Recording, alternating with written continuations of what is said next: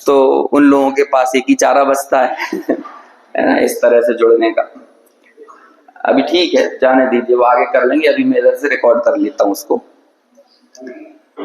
तो हम बात कर रहे थे कि ये जो विपरीत अभिनिवेश है, ये विपरीत अभिनिवेश तभी तय होता है, आपका रॉन्ग इन्वेस्टमेंट सम्यक इन्वेस्टमेंट में तभी कन्वर्ट हो सकता है जबकि हमें सत्ता की सही खबर हो।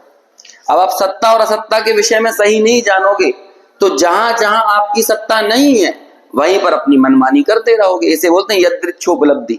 अच्छा, लोक में इसे क्वालिटी माना जाता है, मनमानी करने को अपनी खूबी माना जाता है। हम तो अपनी मनमाफिक जिंदगी जीते हैं, हमारा तो जो मन पड़ता है वो करते हैं, लेकिन शास्त्रों में इसे उन्मत्तवत चेष्टा कहा जाता है। उन्मत्तवत, उन्मत्तवत यानी क्या हुआ?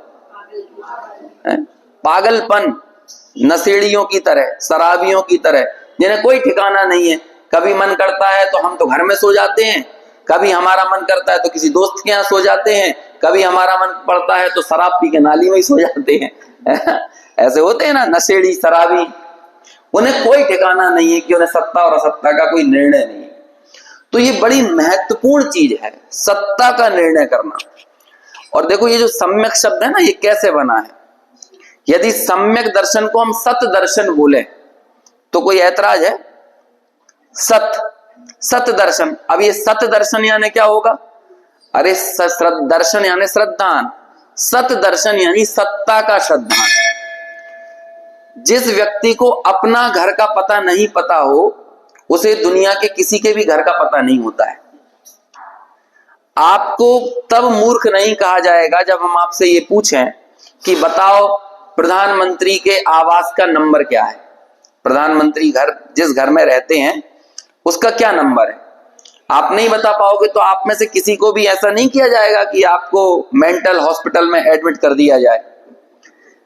और यदि आप बता दो, आपको पता है राष्ट्रपति कहां रहते हैं, प्रधानमंत्री कहां रहते हैं, लेकिन आप ये ना बता पाओ आप कहां रहते हो, और आपको नहीं मालूम आप कहां रहते हो, इसलिए आप हर घर में घुस रहे हो, तो फिर आप कौन सी जगह जाने के अधिकारी हो जाते हैं हो गए कि नहीं?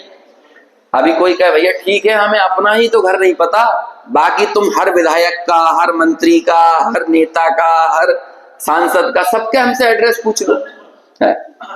मैं स्टेशन पर उतरूं, आप मुझे लेने आए कि और साहब कहां जाना है, तो मैंने कहा ये तो आप निर्णय करो कि कहां जाना है ना, मैं यहाँ पर यदि आया हूं तो ये आप ही बताओगे। कहते नहीं आप बताओ, हमारी तो सबसे सब में चलती है, आपको कहां जाना है, यहाँ के विधायक के यहाँ जाना है, यहाँ के सांसद के यहाँ जाना है ना, राज्यसभा सांसद के यहाँ जाना है, पार्षद के यहाँ जाना है, महापौर के यहाँ जाना है, किसके यहाँ, हमें सबका एड्रेस पता है। तो हम आपसे तुरंत क्या बोलेंगे, भाई जहां हम इत्मीनान से रह सकें, जहां कोई डिस्टरबेंस ना हो, जहां कोई औपचारिकताएं ना हो, हमें तो वहां जाना है, क्योंकि वहीं हमको चैन आ सकता है। कुल मिलाकर हम थोड़ी भी देर यदि कहीं रहना रुकना चाहते हैं तो हमें इस बात की सबसे ज्यादा सनद रहना चाहिए, समझ रहना चाहिए कि मेरी सत्ता क्या है। ऐसे ही अनादिकाल से ये जो परिणति मतलब ये ज्ञान की उठने वाली निरंतर तरंगें, इसे रुकने के लिए, ठहरने के लिए कोई एक ऐसा स्थल चाहिए ना जहां रहकर ये अत्यंत निर्भर हो सके। और ये अत्यंत निर्भर, ये ज्ञान की उठने वाली तरंगें कहां जाकर हो सकती हैं, ये परिणति कहां जाकर सदा काल के लिए शाश्वत टिक सकती है, रुक सकती है, रह सकती है? कहते हैं सिर्फ सत्ता में जाकर ये रह सकती है। समझ में आया?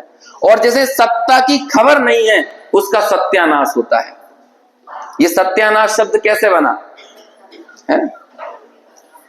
सत शब्द है, मूल संस्कृत का शब्द है सत, और इस सत शब्द का शायद चौथी विभक्ति में रूप बनेगा, है ना, चौथी या तीसरी विभक्ति में सत्य या, आधाता नहीं, सत्य या, क्या रूप बनेगा? सत्या। और ऐसे सत्यानाश मतलब सत्ता से ही नाश। समझ में आया? सत्ता से ही नाश, उसे क्या बोलते हैं? सत्यानाश। अब ये मिथ्या दृष्टि का सत्यानाश क्यों होता है? क्योंकि इसने सत्ता को एक्सेप्ट ही नहीं किया ना।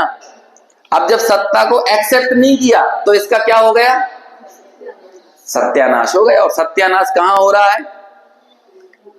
आज हमें सर्व अनुकूलताएं, सुविधाएं उपलब्ध हैं कि हम हमारी सत्ता का निर्णय कर पाए, और इस अनुकूलता में हम हमारी सत्ता का निर्णय नहीं, कि सत्ता का निर्णय नहीं करते मतलब मैं आत्मा हूं, इस बात का श्रद्धान नहीं करते। तो अभी होगा क्या? ये पूरा विश्व जो है इस बात को मानने से इनकार करेगा कि मैं आत्मा हूं। बोलो कौन है ऐसे दुनिया में जीव है कि नहीं? जो कौन कहता है कि भैया आलू में जीव होते हैं? कौन कहता है कि ये गंवार पाठे में निगोद होता है? कौन कहता है कि पानी में जीव होता है? यदि आप आगम ना पढ़ो तो दुनिया पूरी इंकार कर रही है कि नहीं? उन सभी जीवों की सत्ता से इंकार कर रही है, मानने कोई तैयार नहीं। अरे उनको तो छोड़ो, ये मच्छर, मक्खी, काकरोच, इन्हें कोई जीव मानने को तैयार नहीं है। अब इन्हें तो और छोड़ो, और आगे बढ़ जाओ, पंचेंद्रिय को जीव मानने के लिए तैयार नहीं है। वो पंचेंद्रिय में उन्हें लोग उसे फूड कह रहे हैं। बताओ, पंचेंद्रिय को, पंचेंद्रिय कोई चेतना नहीं है, कोई जीवित कॉन्शियसनेस नहीं है उनके लिए। उनके लिए वो भी क्या हो गया है? वो बताओ, आदमी का बुद्धि का बारदाना निकलना किसे कहते हैं, है ना? वो उनके लिए क्या बन गया है? उसे कॉन्शियस, उसे चेतन मानने के लिए तैयार नहीं है। कुछ दर्शन होते हैं, सेमेटिक दर्शन जो है ना, सेमेटिक मतलब होता है यहूदी, है ना, क्रिश्चियंस, इस्लाम, ये सब चीजें। यहां पर इसे बोलते हैं सूडो कॉन्शियसनेस, है ना, एक शब्द होता है। जैसे हिंदी में बोलते हैं प्रच्छन्न जीव। प्रच्छन्न जीव मतलब क्या है? ये जीव नहीं है, ये मतलब एक डेमो। जैसे मोबाइल रखे रहते ना, डेमो डेमो मोबाइल, तो वो डेमो मोबाइल कोई काम का नहीं रहता। कहते बस ऐसे ही ये कुदरत ने, ईश्वर ने रचना कर दी है, ये सूडो जीव है ना, प्रच्छन्न जीव है। इनमें जीवता नहीं है, चेतना नहीं है। अब आप सोचो, हम अपने चैतन्यता का पैमाना क्या बनाते हैं? वो जो जीव है वो चूंकि मेरी तरह विचारता नहीं है, और मैं थोड़ा सा विशेष शक्ति संपन्न हो गया हूं, तो मैंने उनकी सत्ता से इंकार कर दिया है। और ऐसा प्रायः हर जगह चलता है। जैसे आज बहुसंख्यक लोग अल्पसंख्यकों के ऊपर अत्याचार करें, तो वो अल्पसंख्यकों की सत्ता मानने को ही तैयार नहीं है। जैसे कि मान के चलो वो 1 लाख है और दूसरे 1 करोड़ है, तो वो 1 करोड़ लोग 1 लाख की सत्ता मानने के लिए तैयार नहीं होते। एक बहुत लंबे समय तक पुरुष वर्ग का ऐसा वर्चस्व था, पितृसत्तात्मक सोच जिसे बोलते हैं, है ना, उसके अनुसार महिलाओं की सत्ता को एक्सेप्ट नहीं करते थे। अब्राहम लिंकन के समय की बात है, बहुत पहले, जब अमेरिका को आजादी मिली थी और 10-20 वर्ष का ही लोकतंत्र हुआ था, तो जब पहली बार महिलाओं को वोट देने की बात आई वहां पे, तो वहां के राष्ट्रपति ने ये बात कही, उस समय महिलाओं को वोट देने की क्या जरूरत है, उन्हें राजनीति करने की क्या जरूरत है, वो जिस काम के लिए तैनात की गई है उन्हें तो वही करना चाहिए। तो मतलब एक संपन्न और उत्तम पद पर बैठा हुआ व्यक्ति वो महिलाओं की सत्ता से इंकार कर रहा है। और ऐसा सब जगह होता है। हमें थोड़ी सी ताकत मिल गई, अभी जैसे मान के चलो जब कोरोना फैला था, तो एक ऐसी सोच भी वायरल हो रही थी कि जिसे वायरल हो गया, मतलब जैसे कोरोना हो गया, उसे मार डालो। क्यों मार डालो भाई? क्योंकि जिनको नहीं हुआ है कम से कम वे सुरक्षित रहे, हम अपने सेफ्टी जोन में तो रहे, बाकी दूसरे का जो होता हो तो होने दो। तो जब आप इस तरह की बात करते हो ना, इसको मार डालो, इसे खत्म कर दो, ये नहीं रहना चाहिए, तो इसका मतलब हम उसकी सत्ता से नकार रहे हैं, हम उसकी सत्ता को नकार रहे हैं। और ये स्थिति बेचारे असंगी पंचेंद्री तक के जीवों के साथ तो निरंतर हो रही है, उन्हें तो कोई मान ही नहीं रहा। और आगे बढ़ो तो संगी पंचेंद्री त्रियंच को भी कोई नहीं मान रहा कि ये भी कुछ है, ये भी एग्जिस्ट करते हैं, ये भी वैसे ही सुख दुख का अनुभव करते हैं जैसा मैं करता हूं। जैसे मेरी जान पर आती है तो जैसे मुझे दुख होता है, वैसे इनकी जान पर आती है तो इनको भी दुख होता है, लेकिन ये एक्सेप्ट करने के लिए तैयार नहीं होते। ये क्यों हुआ ऐसा? कि जब इनके पास अवसर था तो इन्होंने अपनी सत्ता को नहीं एक्सेप्ट किया। आज पूरा विश्व इनकी सत्ता को मानने से इंकार कर देता है। ऐसे ही आज हम थोड़े से विशेष अधिकार प्राप्त हैं, है ना, विशेष अधिकार समझे है ना, हमारे पास एक विशेष अधिकार है। क्या अधिकार है? कि हम संगी पंचेंद्रिय हैं। इस अधिकार में हम अपनी सत्ता का निर्णय कर सकते हैं कि मैं क्या हूं। लेकिन हमें इस अधिकार मिलने के बाद, ये सुविधा होने के बाद, ये संसाधन होने के बाद हमने अपनी इस वर्तमान पर्याय में इस सत्ता से इंकार कर दिया। इंकार कर दिया इन द सेंस इसे नहीं स्वीकार किया और गलत सत्ता को अपनी सत्ता मान लिया। गलत सत्ता को अपनी सत्ता मानना क्या हुआ? ज्ञान दर्शन स्वभावी आत्मा को छोड़कर इस जीव ने जहां जहां जितनी जितनी सत्ता मानी है वो सब इसकी असत्ता में सत्ता पाने का निर्णय है। अब आप इसका जितना विस्तार कर सकते हो कर लो। टोडरमल जी ने किया है, मिथ्या दर्शन में भी समझाया, मिथ्या ज्ञान में भी ये बात समझाई और अभी मिथ्या चारित्र के स्वरूप में भी समझाएंगे। शुरुआत कहां से होती है? ये शरीर है सो मैं हूं। फिर इस शरीर के माध्यम से होने वाली जो क्रियाएं हैं उनका करने वाला कौन है? वो मैं हूं। फिर इस शरीर के माध्यम से कुछ संबंध नाते रिश्ते जुड़ते हैं, उन सबको ये क्या कहता है? ये मैं हूं। इस शरीर को अनुकूल लगने वाली जो सामग्रियां होती हैं उनमें इसके इष्ट बुद्धि होती है। इस शरीर को जो प्रतिकूल लगने वाली सामग्रियां होती हैं उसमें इसके अनिष्ट बुद्धि होती है।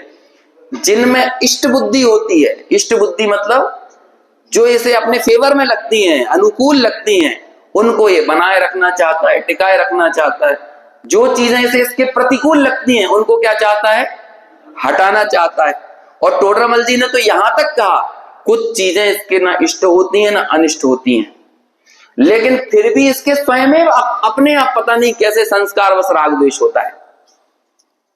जैसे फॉर एग्जाम्पल, क्योंकि राग देश की आदत हो गई ना, मजा तो राग देश में ही है।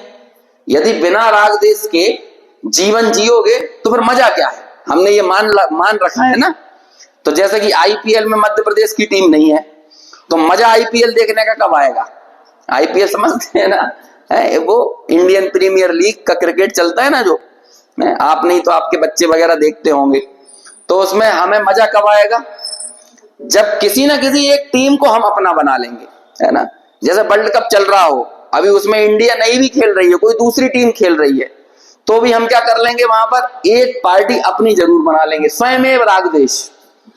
कुछ चीजों में बिना, वो हमारे लिए इष्टनिष्ट नहीं है। अब बांग्लादेश और जिम्बाब्वे का मैच हो रहा हो, अभी कोई भी जीते कोई भी हारे, हमें क्या लेना देना है, लेकिन जब तक एक पार्टी अपनी नहीं बना लेंगे तब तक मजा नहीं आएगा।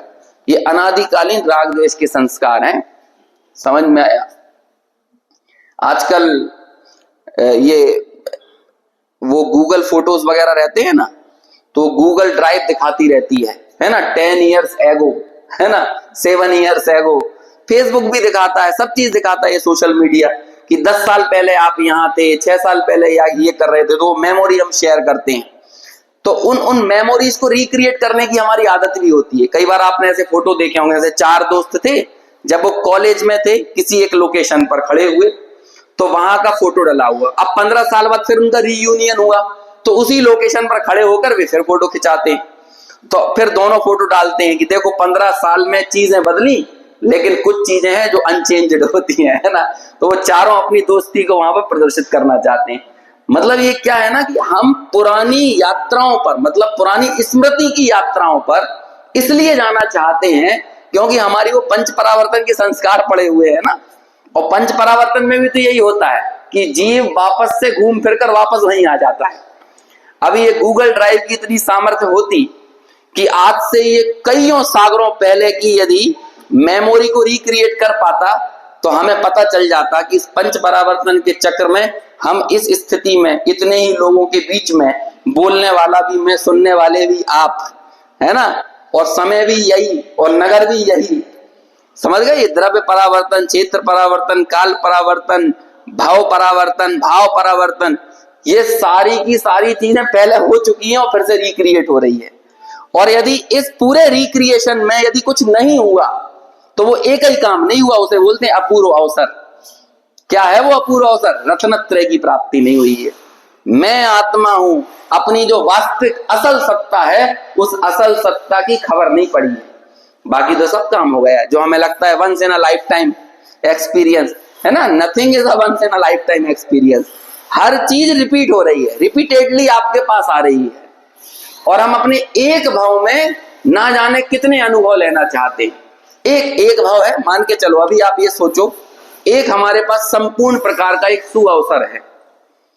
इस सुअवसर में हम सब लोग बहुत भली भांति जो मूलभूत प्रयोजनभूत कार्य है उसे सिद्ध करने में हम समर्थ हैं, तत्व निर्णय कर सकते हैं। लेकिन इस भाव में भी हमें कौन कौन से अनुभव चाहिए? हमें सब चाहिए। हमें स्काई डाइविंग भी करना है, हमें पैराग्लाइडिंग भी करना है, पैराक्लिम्बिंग भी करना है, फिर ठीक है ना, फिर हर तरह की जगह का खाना भी चखना है। अमुक को खाने की इच्छा, अमुक को सूंघने की इच्छा, अमुक को देखने की इच्छा, सब है कि नहीं? तो ये सब प्रवृत्ति कैसे हो रही है? समझ में ना, विपरीत अभिनिवेश के कारण प्रवृत्ति बढ़ते चली जा रही है। मैं इसकी लाइनें जरूर नहीं पढ़ रहा हूं, लेकिन बात सब इसकी कर रहा हूं। समझ में आया ना? नहीं तो आपको लगे कि आपने ये तो पढ़ा नहीं है। अभी मैं पढ़ के भी आपको दिखा दूंगा और फिर मैं घटा दूंगा कि मैं जो अभी तक बोल रहा था ना, जितनी कहानी, वो इन्हीं लाइनों से बोल रहा हूं। मूलभूत सब चीज है ये विपरीत अभिनिवेश, ये रॉन्ग इन्वेस्टमेंट, गलत जगह हमारे उपयोग का जो इन्वेस्टमेंट हो रहा है वो कितनी सारी आफतों को जन्म दे रहा है, हमें इस बात का ख्याल नहीं है, खबर नहीं है।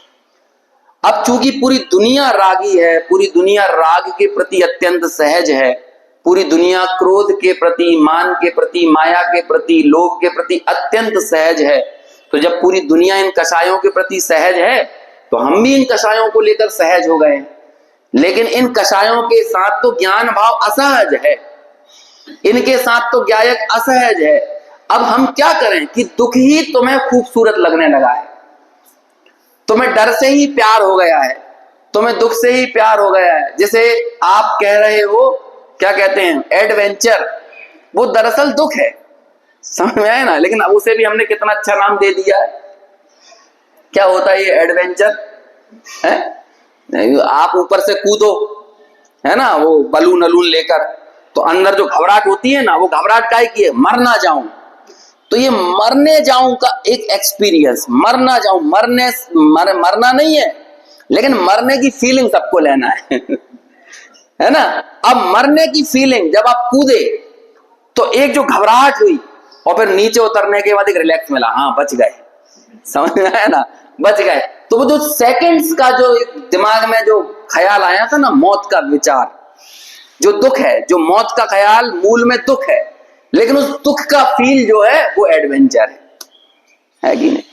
आप हॉन्टेड हाउस के अंदर गए समझ में आया ना? होता है। अभी हॉन्टेड हाउस में जाकर बिना डरे बाहर आ गए, डर नहीं लगा तो क्या कहोगे? पैसा बर्बाद हो गए। तो काय के लिए गए थे वहां पे? डरने के लिए गए। तो डरना सुख है कि डरना दुख है? लेकिन फिर उस डरने को ये क्या करना चाहता है? उसकी भी अनुभूति करना चाहता है ना? उसे भी क्या बोलेगा? Once upon a life time experience. समझ में आया? यदि समंदर के नीचे जाएगा तो वहां भी, हाँ भाई, बिना जिंदा लौटाए हम और एक दुनिया और देख कर आ गए, क्योंकि ये लुब्धता बहुत भयंकर है ना। तो वो चाहता है कि समुद्र के अंदर भी जाकर देखे कि क्या क्या है। तो ये जो एडवेंचर है, अब आप देख लो, अब महलों में रहने वाले आदमी और हिमालय पर जाकर तंबू गाड़ कर रहते हैं 4 दिन तक जब एवरेस्ट की चढ़ाई करते हैं, तो वो काय के लिए जाकर रह रहे हैं? सुख में रह रहे हैं कि दुख में? उनकी भाषा में उन्होंने मकान काय के लिए बनाया, उन्होंने डल्लप के गद्दे अपने घरों में काय के लिए लगाए, टाइल्स वाइल्स और अच्छी सिक्योर कॉलोनी में क्यों रह रहे हैं?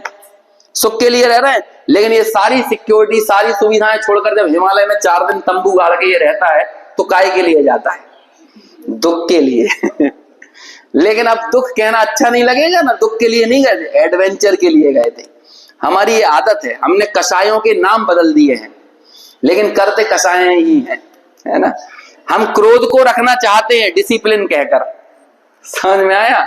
हम मान को रखना चाहते हैं सेल्फ एस्टीम, है ना? मान, स्वाभिमान कहकर, सेल्फ एस्टीम, प्राइड कहकर हम मान को सुरक्षित रखना चाहते हैं। हम डिप्लोमेसी कहकर, चतुरता कहकर, हम मायाचारी, कपट को अपने साथ रखना चाहते हैं और छाती से चिपका कर रखना चाहते हैं। हमारे गलों में डले हुए ये सोने के चंद्रहार वगैरह ना, ये तो बाद में आते हैं, पहले तो हमने कसायों को गले से लगा रखा है ना? ऐसे ही हम लोभ को रखना चाहते हैं एम्बिशन कहकर, समझ में आया ना? यदि कोई कहे, आप जो कितनी बेकार भाषा लगेगी, मेरे को 50 लाख की गाड़ी खरीदने का लोभ है कितना बुरा लग रहा है ये। और वो यदि मेरा 50 लाख की गाड़ी खरीदने का एम्बिशन है हैं, तो सब लोग तारीफ करेंगे, अरे कितना अच्छा है ना, बी एम्बिशियस। अच्छा बताओ अंतर क्या है इसमें, बताओ अंतर क्या है, एक्चुअल में मूल भावना में फर्क क्या है। सिर्फ हम शब्दों को बदलकर जज्बातों को बदलने की चेष्टा कर रहे हैं, लेकिन जज्बात वही के वही हैं, एहसास वही के वही हैं, सिर्फ हमने क्या कर दिया है, शब्दों में परिवर्तन कर दिया है। लेकिन मजा तो पूरा काय में ही आ रहा है, पूरा मजा कषायों में ही है, पूरा मजा दुख में ही है।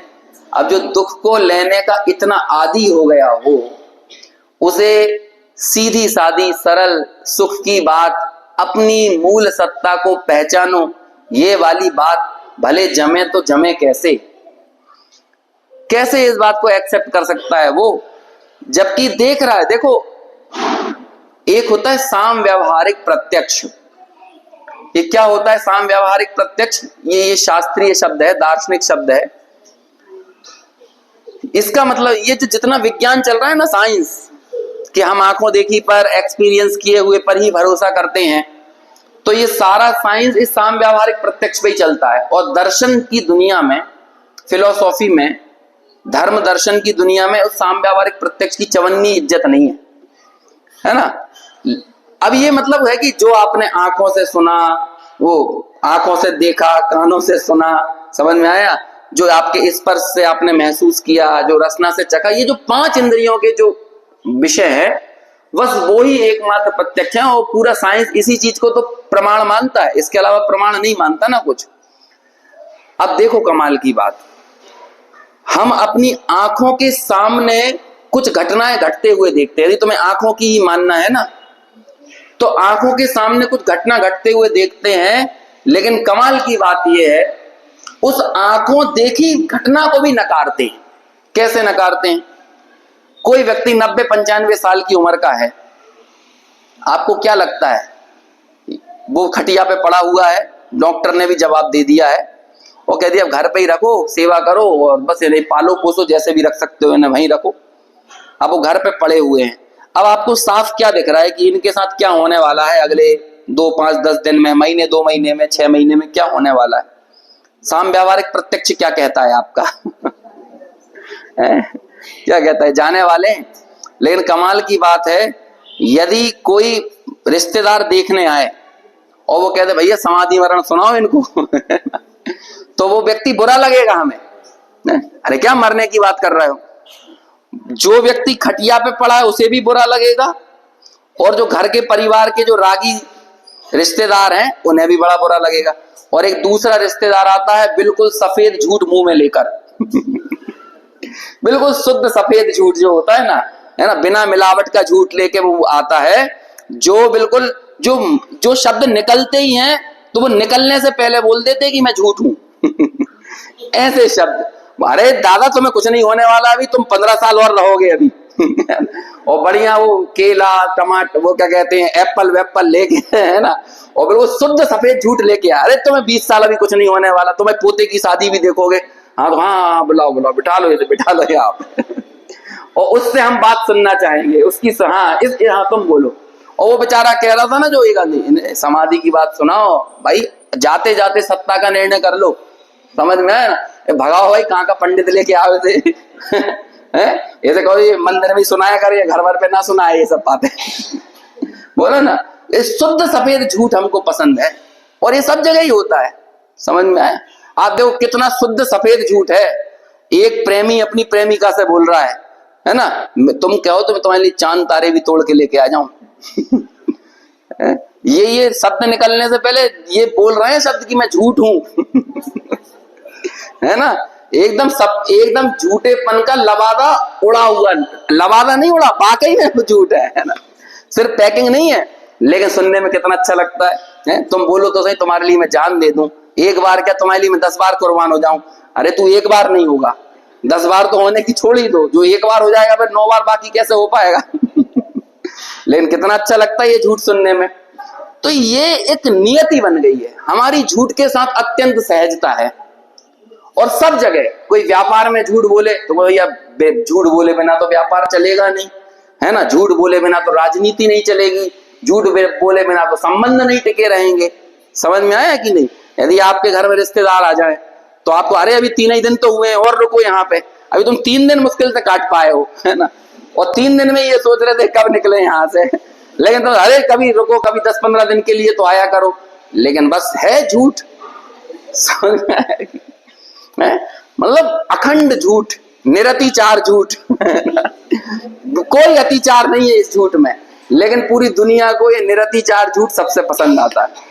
और हमने ये सहज स्वीकृति ले ली है कि भैया दुनिया तो ऐसे ही चलेगी। ये हमारी जो झूठ के प्रति जो सहजता है ना, ये हमसे सहज तत्व को दूर कर देती है। इसलिए ये चीज समझना बड़ा मुश्किल। क्यों? जिनवाणी तो सरल बात कह रही, कोई रॉकेट साइंस थोड़ी है ये, है? कोई यहाँ पे आपको रोबोट बनाना थोड़ी सिखा रहा है। हम आपको क्या सिखा रहे? जो हो अपनी मूल सत्ता थोड़ा सा ठहर कर इत्मीनान से विचार करो कि जिसमें हम अपना सर्वस्व समर्पित कर रहे हैं वो हमें वहां से रिटर्न कितना मिल रहा है। हम सब कुछ देते हैं इसके लिए, हम इसे जिम करवाएंगे, सुबह से प्रॉपर खाना पीना डाइटिंग कराएंगे, थोड़ा सा मौसम चेंज होता है और इसका परिणाम हमसे भिन्न हो जाता है। और जब इसका परिणाम हमसे भिन्न होता है तब हम छटपटाने लगते हैं, घबराने लगते हैं और फिर हम बेचैन हो जाते हैं। अभी क्यों? आपने तो इतनी मोहब्बत की इससे, थोड़ी सी मोहब्बत ये भी कर लेता, थोड़ा सा प्यार ये भी दर्शा देता। ऐसे ही संबंधों में, रिश्तों में, धंधे में, पानी में, गृहस्थी में, सब जगह आप देखते जाओ, इसका जितना विस्तार कर सकते हो वहां देख लो। आप देखोगे आपकी 1000 तमन्नाएं होती हैं, उनमें से एक आध पूरी होती हैं। समझ में आया कि नहीं? और मोस्टली 999 समस्या जो आपकी इच्छाएं हैं वो पूरी नहीं होती हैं। तो अब आप ये देखो एक उदाहरण देता हूं, जैसे कि आईपीओ आपने अप्लाई किया। आईपीओ जानते हैं ना क्या होता है? हाँ, इनिशियल पब्लिक ऑफर जो होता है ना, जब कोई नया शेयर आता है तो मान के चलो वो 1000 शेयर अलॉट होने हैं और 2 लाख लोगों ने उसे भर दिया, अप्लाई किया। तो अब बोलो उसे कितने लोगों को मिलेगा? वो 1000 को ही मिलेगा। अप्लाई कितनों ने किया है? 2 लाख लोगों ने। कितने गुना सब्सक्राइब हुआ? वो 200 गुना हो गया ना। 1000 इंटू 200 2 लाख होगा ना, तो कितने गुना हो गया? 200 गुना। तो प्रोबेबिलिटी क्या है? एक व्यक्ति को वो आईपीओ मिलने की प्रोबेबिलिटी क्या है? मालूम है कि हमें ये 15,000 का आईपीओ भैया 50,000 रुपए दे जाएगा आपको यदि ये 15 के 50 हो गए तो हम सुखी हो जाएंगे, और यदि नहीं खुला तो हम निराश हो जाएंगे, दुखी हो जाएंगे। तो बोलो सुखी होने वाले लोगों की प्रोबेबिलिटी कितनी है? 1/200 यही होगी ना। मतलब एक व्यक्ति सुखी होगा, 199 क्या होंगे? दुखी होंगे। ये है कि नहीं? ऐसे यहां तो 200 गुना नहीं है, इच्छाएं हैं अनंत और पूरी होती है एक आध। अब आप ये बताओ आपके दुखी होने के चांसेस कितने हैं? 1/अनंत समझ में आ रहा ना? मतलब आप अनंत बार दुखी होगे और तब एक आध बार कभी सुखी हो जाओगे। मतलब सुखी हो जाओगे मतलब सुखाभास आपको हो जाएगा। लेकिन कितने कमाल की बात है, वो एक बार उस सुख की कणिका यानी सुख के आभास को चखने के लिए हम जिंदगी भर गलत जगह पर इन्वेस्टमेंट करते रहते हैं, है ना। गलत जगह को अपना बनाते रहते हैं, उसे पाना चाहते हैं, उसे रखना चाहते हैं, उसे जुटाना चाहते हैं, उसके लिए अपना सर्वस्व न्यौछावर कर देते हैं। लेकिन जो अपनी मूल सत्ता है उस सत्ता का निर्णय नहीं करते। अब बात तो सरल है, लेकिन सरल बात भी कठिन क्यों बन पड़ी, क्यों बन गई? क्योंकि वातावरण वो नहीं है ना। वातावरण इन द सेंस जिस पूरे माहौल में हम रचे बसे हुए हैं वहां पर इस संबंध में कोई वातावरण ही नहीं है। और जब ऐसा वातावरण नहीं है तो फिर ये अत्यंत सहज सरल बात दुनिया की सबसे जटिल, मुश्किल, कठिन और असहज बात बन जाती है। इसलिए हम सबके लिए मिथ्या दर्शन, मिथ्या ज्ञान, मिथ्या चारित्र है सहज, और सम्यक दर्शन, सम्यक ज्ञान, सम्यक चारित्र है दूर की कौड़ी। समझ में है ना? दूर की कौड़ी, समझ गए? दूर की कौड़ी वास्तव में उसे कहते हैं जो कौड़ी तुम्हें कभी नसीब नहीं होगी। तो हमें ये लगने लगा है कि भैया कम से कम हमें इस भाव में तो होने वाला है नहीं। ये हमारा सम्यक दर्शन के साथ किया गया सौतेला बर्ताव है ना, यही हमें सम्यक दर्शन नहीं होने देता। क्योंकि हम ये मानकर बैठे हुए सम्यक दर्शन होता होगा किसी को, लेकिन हमें तो कम से कम नहीं ही होगा। बोलो, हृदय में कहीं ना कहीं ये बात लगती है कि नहीं? और यदि वो सम्यक दर्शन की सच्चाई को हम समझें कि भाई वो किसी पर के अवलंबन से नहीं आएगी, किसी दूसरी चीज से बाहर से नहीं आएगी। आपको हमारे छोटे दादा डॉक्टर साहब उदाहरण देते थे कि यदि घनघोर जंगल में बैठकर आपको चाय बनाना पड़ जाए ना, तो वो चाय बनाना फिर भी मुश्किल है, क्योंकि एक चाय बनाने के लिए जंगल में आप जा रहे थे, गाड़ी पंचर हो गई, अब चाय पीना हो किसी को तो कैसे पिए हो? उसे तो पानी चाहिए, शक्कर चाहिए, आग चाहिए, पत्ती चाहिए, शक्कर है, कितनी सारी चीजें चाहिए, तब जाकर वो पूरा माहौल क्रिएट हो पाएगा कि वो एक चाय नसी हो। लेकिन बोलो उसे वहां सम्यक दर्शन करना हो तो क्या चाहिए? क्या चाहिए बताओ? लेकिन एक टाइम वो चाय पीने के लिए तो सारी जद्दोजहद कर लेगा, है ना कहीं से जुगाड़ कर लेगा, किसी से पूछ लेगा भैया कहाँ कितनी दूर दुकान है, फिर वहां से कुछ भी ला के जंगल की लकड़ियां तोड़ लाएगा, जुगाड़ तुगाड़ से आग जला लेगा, है ना। कुछ नहीं होगा तो गिलास विलास जो भी बर्तन होगा उसे ही रख के पानी गर्म कर लेगा, सारी जुगाड़ में ला लेगा, सारी सेटिंग कर लेगा, चाय तो पी लेगा वो उसे सहज लगेगा, जो कि अत्यंत असहज क्रिया थी। लेकिन जो सहज, मैं कौन हूं इस सत्ता का निर्णय करना, सबसे सहज क्रिया, लेकिन यही क्रिया हमें कैसी लगेगी? सबसे ज्यादा असहज ये लगेगी। ये सारी प्रवृत्तियां जो है ना, ये जितनी प्रवृत्तियों का मैं जिक्र कर रहा हूं, ये मिथ्या चारित्र है, ये राग देश का विधान विस्तार है, ये इष्ट अनिष्ट की मिथ्या कल्पनाएं हैं। अभी इन्हीं सब बातों को हम शास्त्रीय शब्दों में, टोडरमल जी के शब्दों में पढ़ेंगे तो आप देखते चले जाओगे कि टोडरमल जी आखिर हमारे सामने क्या बात रखना चाह रहे हैं। देखो अभी एक दो पैराग्राफ पढ़ता हूं अभी, है ना। अभी जो बात मैंने कही है उन्हीं बातों को मैं यहां से समझाता हूं। देखिए यहाँ पे निकल गया सबसे ऊपर, अब मिथ्या चारित्र का स्वरूप कहते हैं। अभी मिथ्या चारित्र की जितनी चर्चा चलेगी तो जो थोड़ी बहुत हमने मिथ्या दर्शन मिथ्या ज्ञान की चर्चा की है ना, वो भूलना मत, और एक शब्द तो बिल्कुल मत भूलना विपरीत अभिनिवेश, समझ में आया? और इसे थोड़ा और, इसी का दूसरा नाम अतत्व श्रद्धान, या आज मैंने एक शब्द और प्रयोग किया, तत्व की अप्रतिपत्ति। समझ में आया ना? चाय पत्ती तो सुना है हमने, लेकिन अप्रतिपत्ति क्या होता है? अप्रतिपत्ति यानी होता है समझ ज्ञान, और अप्रतिपत्ति यानी होता है उसकी ना समझ, है ना, उसके संबंध में अज्ञान। अब मिथ्या चारित्र का स्वरूप कहते हैं, चारित्र मोह के उदय से जो कषाय भाव होता है उसका नाम मिथ्या चारित्र है। क्योंकि मोहनीय कर्म के दो ही विभाजन है, एक तो क्या है दर्शन मोह, और एक क्या है चारित्र मोह। ये दोनों मोह हैं, दोनों ही मोहनीय है। लेकिन कमाल की बात यह है कि जो चारित्र मोहनीय है ना, ये वास्तव में राई जैसी समस्या है। क्या कह रहा हूं? राई जैसी समस्या है, दर्शन मोह पहाड़ जैसी समस्या है। जब दर्शन मोह जाता है ना, तो वो अपने साथ चारित्र मोह की सबसे भयंकर प्रकृति को भी लेके चला जाता है। वो इतना पावरफुल है दर्शन मोह, अकेला नहीं जाएगा, वो चारित्र मोह की भी एक सबसे पावरफुल प्रकृति को लेके चला जाएगा। कौन सी प्रकृति? ये तो मालूम है ना, मोहनीय कर्म की कितनी प्रकृतियां होती हैं? 28, है ना। अभी कुछ लोग नए भी होंगे तो उनको एक बार अपन रिवाइज कर देते हैं। मोहनीय कर्म 8 कर्मों में तीसरे नंबर का कर्म। 8 कर्म कौन से हैं? ज्ञानावरणी, दर्शनावरणी, मोहनीय, अंतराय, वेदनीय, आयु, नाम और गोत्र। ये कितने कर्म हो गए? 8। इनमें से शुरू के 4 जो हमने बोले वो है घातिया, और बाद के 4 जो बोले वो है अघातिया।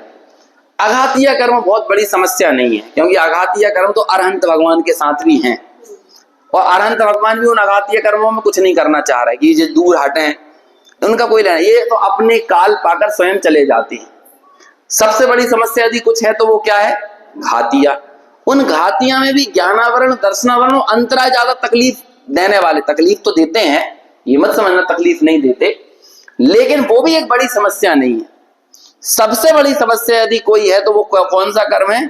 मोहनीय। और जो हम लोग बार बार शास्त्रीय सभाओं में बार बार मिथ्यात्व मिथ्यात्व मिथ्यात्व करते रहते हैं, ये जो मिथ्यात्व भी कहीं बैठा हुआ है तो कहाँ बैठा हुआ है? उसी मोहनीय के अंदर।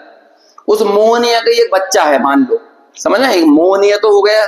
समग्रता में अज्ञान का यदि एक शब्द में बोलना हो, हमारे अनादिकालीन समस्याओं को एक शब्द में बोलना हो, तो वो क्या नाम है? मोह।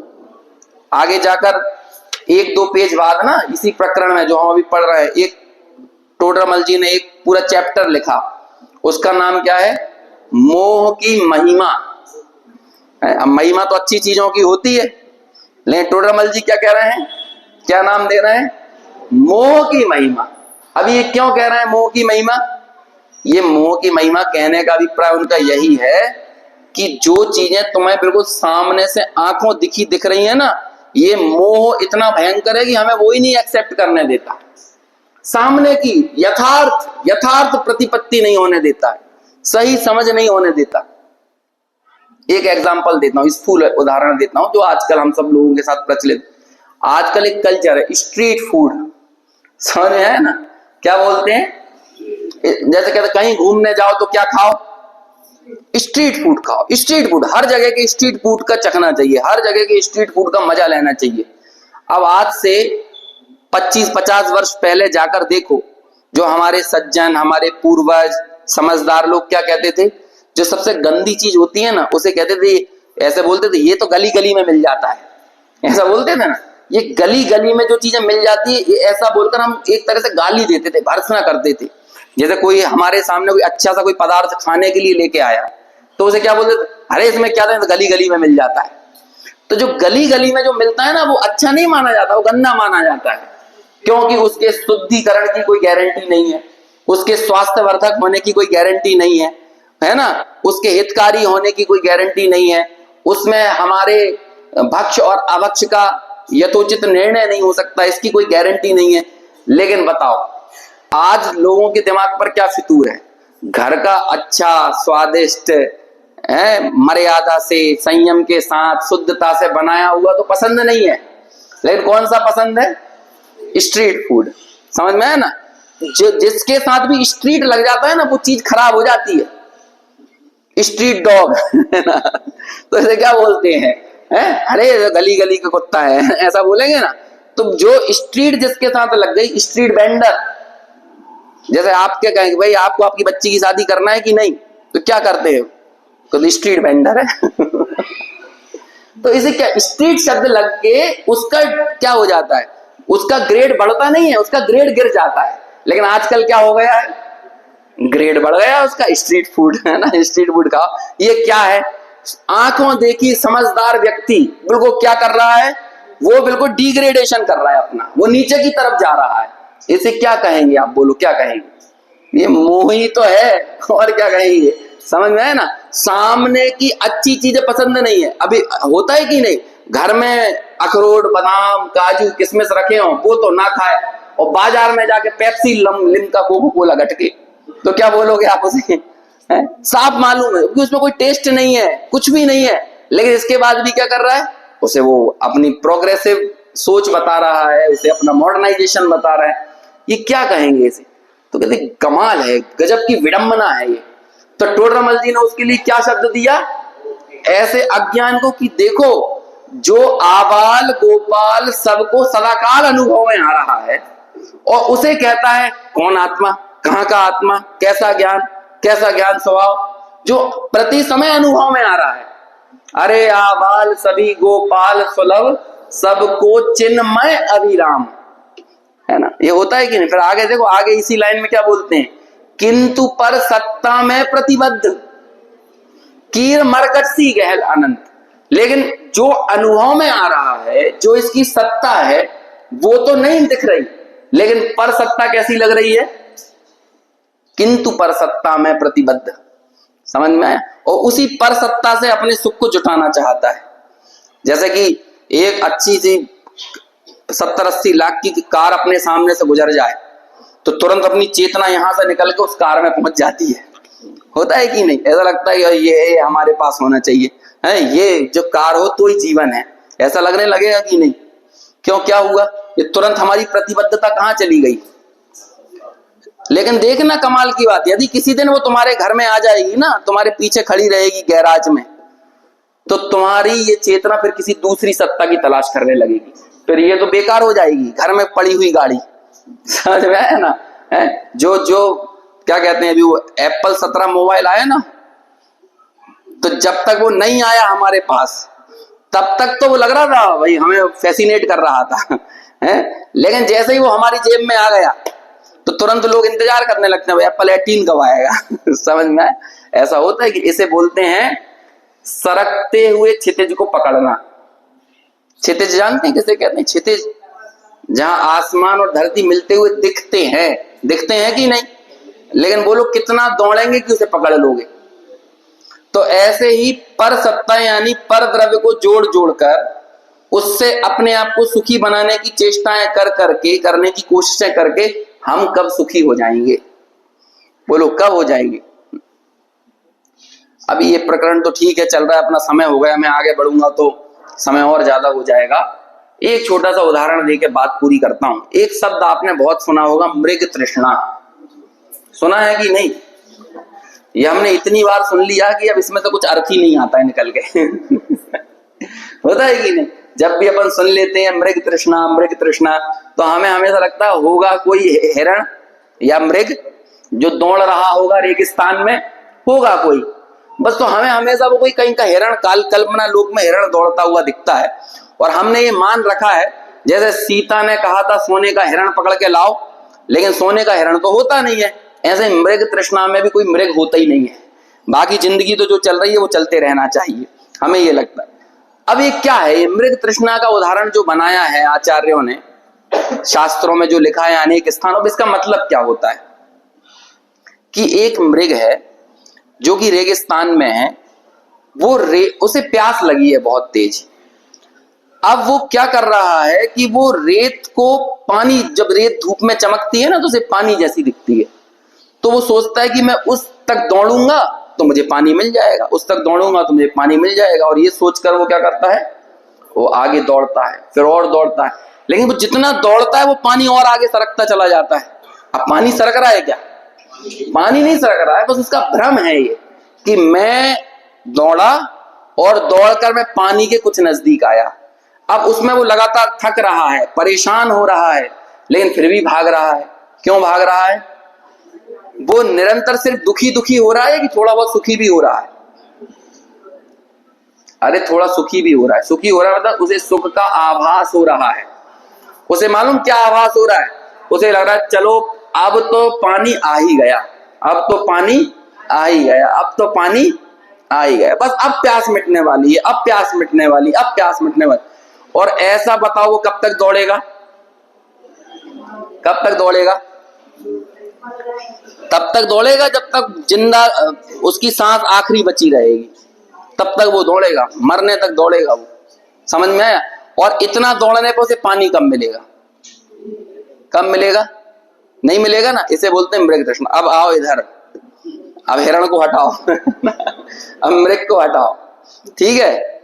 ऐसे हम सब लोगों ने एक जीवन यात्रा शुरू की, और जब थोड़ी हमारी समझ विकसित हुई, समझ लो 8 वर्ष के, 9 वर्ष के बाद, 10 वर्ष के बाद, तो हमें लगता है बस एक बार ये 10वीं पास हो जाए, है ना, अपनी 10वीं के एग्जामों को याद करो है? तब हमें लगता था कि नहीं, बस एक बार ये 10वीं का टंटा छूटे तो हमें ये math, science, social science, Hindi सब पढ़ने से छुटकारा मिलेगा। एक सब्जेक्ट लेंगे जो मन का होगा, या तो मैथ पढ़ेंगे या साइंस पढ़ेंगे या कॉमर्स पढ़ेंगे या आर्ट्स पढ़ेंगे, बस फिर तो मजे ही मजे है जिंदगी में, बस फिर तो लाइफ सेट है, एकदम लाइफ सेट है। अब हो जाती है 10वीं पास, फिर क्या लगता है आ गए 11वीं 12वीं में, थोड़ा 2-4 महीने का मजा उठाया 10वीं पास होने का, और फिर उसके बाद क्या लगता है, बस अब एक बार ये 12वीं का टंटा और छूटे, है ना, और एक बार बस अब एक अच्छा कॉलेज मिल जाए, कोई कंपटीशन एग्जाम देके वो कॉलेज मिल जाए, फिर कॉलेज की जिंदगी तो मजेदार है, दोस्त होंगे, कैंटीन होंगे, पिकनिक होंगी, और बस मजे ही मजे है। समझ में आया? फिर तो क्या है, आनंद ही आनंद है, बस बढ़िया कैंटीन में लाइफ कटेगी, कॉलेज तो नाम का रहेगा। अब पहुंच जाता है व्यक्ति, कॉलेज में आ जाता है, 2, 4, 6, 8 महीने वही ऐसा अय्यासी जो भी है वो हुआ। उसके बाद जैसे ही फिर जब कॉलेज पूरा होने को आता है तो तुरंत क्या लगता है, बस अब तो एक बार जॉब प्लेसमेंट और हो जाए, नौकरी लग जाए, नौकरी लग जाए, फिर तो लाइफ सेट है, फिर तो लाइफ सेट है ना। अब तो लाइफ सेट है, बस होने ही वाला है। फिर वही टेंशन, उधेड़-बुन। अच्छा, ये जिंदगी के जो जो पड़ाव बीत रहे हैं ना, इन पड़ावों पर यदि कोई नहीं टिक पाता तो वो सुसाइड कर लेता है ना। यदि इन पड़ावों में बहुत ज्यादा झंझावात मिल जाए इसको, तो किसी ना किसी एक पड़ाव पर जाकर वो या तो अपनी हिम्मत हार जाता है, तो निपट जाता है, और यदि जिस प्रकार पुण्य का उदय हो और आगे निकल जाए खिंच के, तो फिर किसी और पड़ाव के लिए इंतजार करने लगता है। तो अभी भाई सभी कुछ ना कुछ पा ही जाते हैं, कोई 10 लाख का पाते हैं, तो कोई 1 करोड़ का, कोई 10 करोड़ का, तो सबका हो ही जाता है प्लेसमेंट, कोई अपने व्यवसाय में चले जाते हैं। तो अब हो गई लाइफ सेट?